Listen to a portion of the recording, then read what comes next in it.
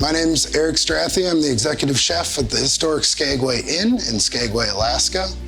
I came up here 3 years ago from Minneapolis, my hometown.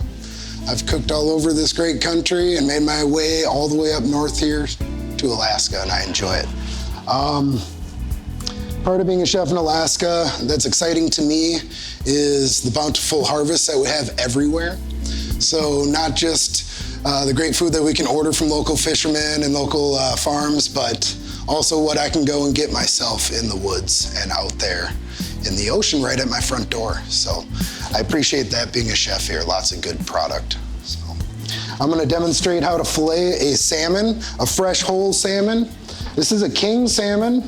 You can tell the difference between a king and other species of salmon. A lot of times you'll run into cohos and kings that look fairly similar.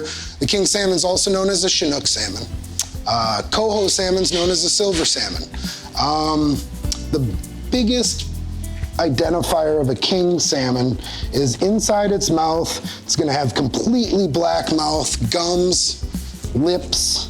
The tongue will even be black. Silver salmon will not have that. Other salmon species will have black markings in their mouth, but not the whole mouth. Another great identifier of a king salmon is the tail. Will have very defined spots on it. It will also look like aluminum foil was kind of worked into the tail. It's very metallic, very reflective with the defined black spots. And those are the two biggest identifiers for a king salmon.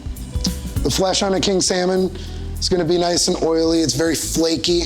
It's the most sought after salmon.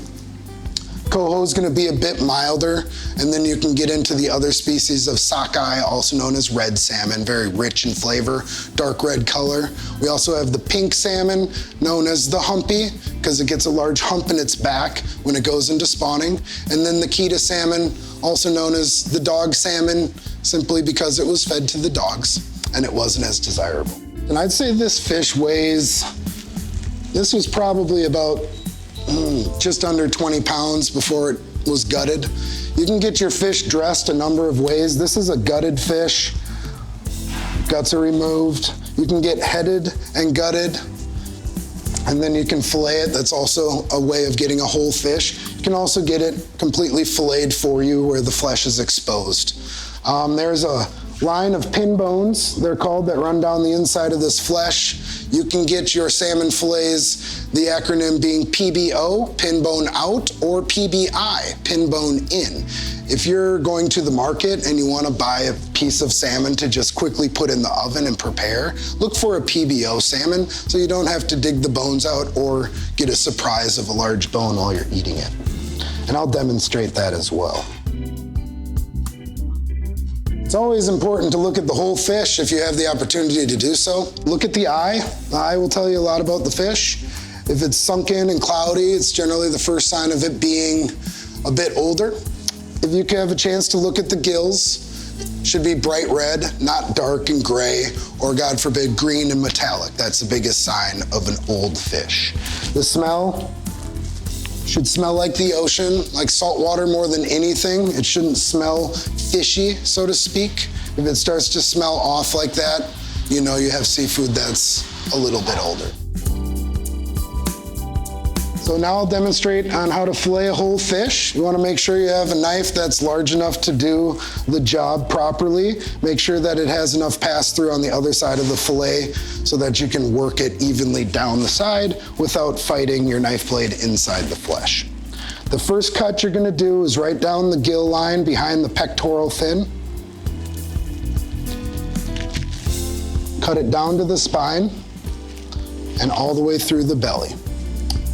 You're gonna turn your knife along the spine and keep it at a fairly flat angle.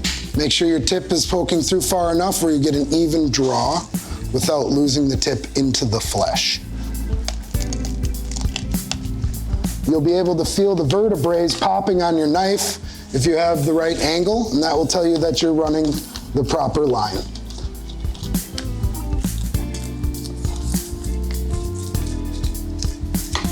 And that takes off one side of the fish. As you can see, you're gonna have a deep red color. The king salmon is gonna have a dark red flesh like this. The coho will be a little bit more pale in color, and all the way down to the pink and the Kita salmon, also known as the chum salmon, it's gonna be a lot more pale in color.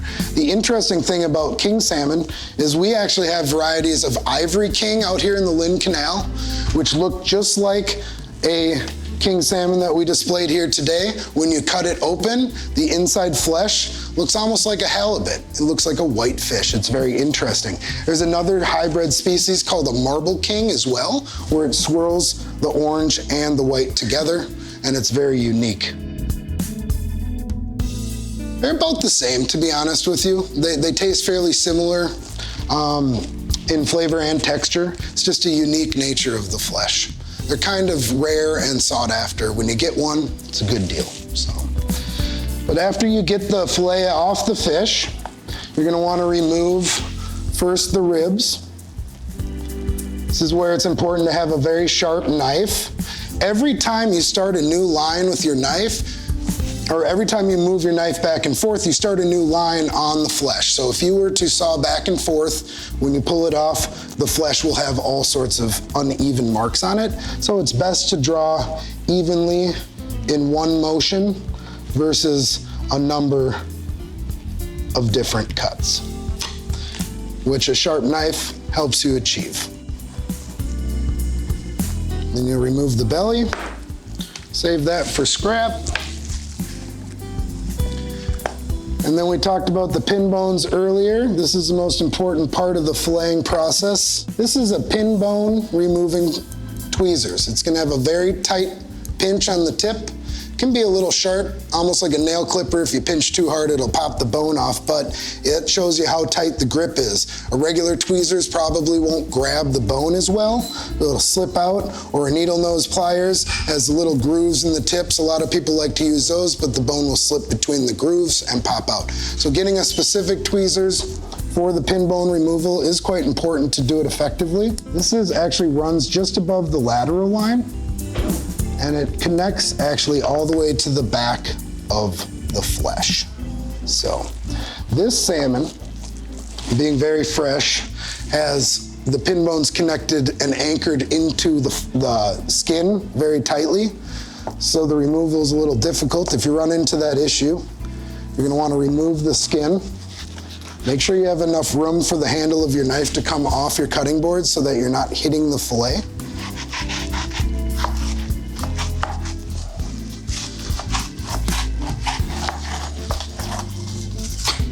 But what you're looking for is a good angle to peel the flesh off and not leave any meat behind. There is a theory that there's quite a bit of impurities between the flesh and the skin of the salmon. That's why you can see this darker bloodline in here. Some chefs like to remove that layer for a more pure fish, which takes a little knife cut on the backside.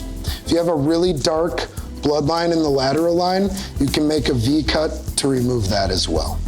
So inspect the backside after you fillet your fish. That's quite important as well. Once you go through the side of salmon and remove all the pin bones, you'll have a fillet free of pin bones there without damaging the flesh. If you went in to cut them all out, you would remove and lose quite a bit of yield. So getting the right tool to remove with is very important. After that, depending on the size of portions that you want, you can go through and cut your salmon to fillets to put on the grill.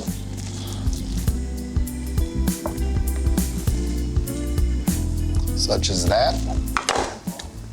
If you're gonna fry any type of fish, salmon's not the best fried, but I like to, for battering and frying, make a little bit thinner cuts so that it fries evenly. So if you were gonna do strips or a sandwich, I would cut on an angle, such as this, to get a nice batter and even fry on a thinner cut of fish.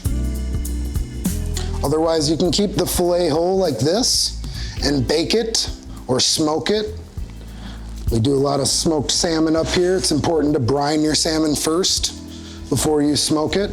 But a side like this would smoke up in about 45 minutes to an hour and be delicious and last a long time. And that's filleting a king salmon.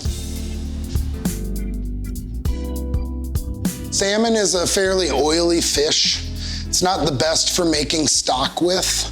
It can become kind of pungent as well. Usually you would use a white fish for stock, but you can make a salmon broth. You just can't cook it very long. That's a very important part of fish stock.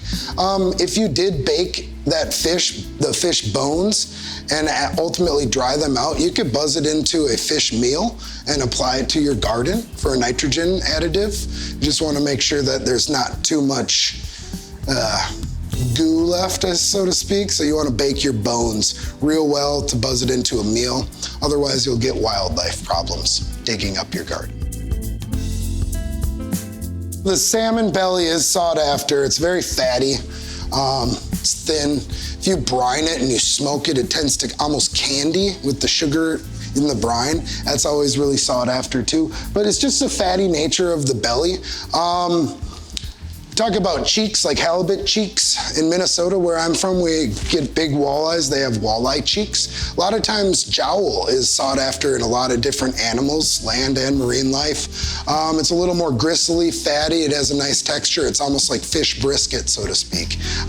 So cheeks are sought after as well. Bellies for that reason as well, just very high in fat. I've cut salmon cheeks out. They're not as large as halibut cheeks will get large. Some species will get larger jowls than others, and you can actually purchase the actual cheeks just by pound somewhere. So, but not so much in salmon. You can get the cheek out of it, but it's not as large. But the belly, I would say, rivals the texture of a cheek, which is sought after in a lot of other species for the same reason. Very fatty and delicious and tender.